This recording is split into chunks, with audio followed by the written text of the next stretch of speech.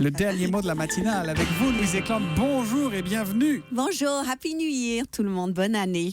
Alors c'était une clause peu connue de la loi El Khomri. Depuis le 1er janvier 2017, les salariés français ont désormais le droit à la déconnexion. Concrètement, les entreprises doivent limiter les emails reçus en dehors des heures de travail, le soir et le week-end, afin de limiter le stress de leurs employés. Encore une fois, la France est à la hauteur de sa réputation de pays du droit de l'homme à ne pas dépasser 35 heures de boulot par semaine. Ah, ça vous étonne beaucoup ça les Anglais, non? Mes compatriotes se sont bien sûr moqués de vous, mais la réalité c'est qu'ils sont jaloux car la France est le premier pays au monde à vouloir limiter les emails le week-end.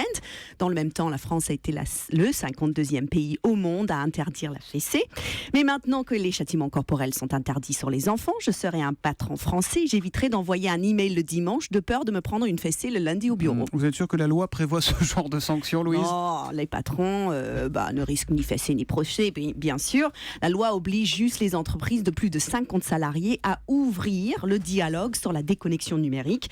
Pour reprendre l'expression de Benoît Hamon dans une interview récente à la BBC, l'email est une laisse électronique qu'il faut savoir couper le week-end. On n'est pas des toutous. Et s'il faut envoyer quelque chose balader, c'est le boulot. Je vous reconnais bien là, Louise Eklund. Aucune résolution en début d'année.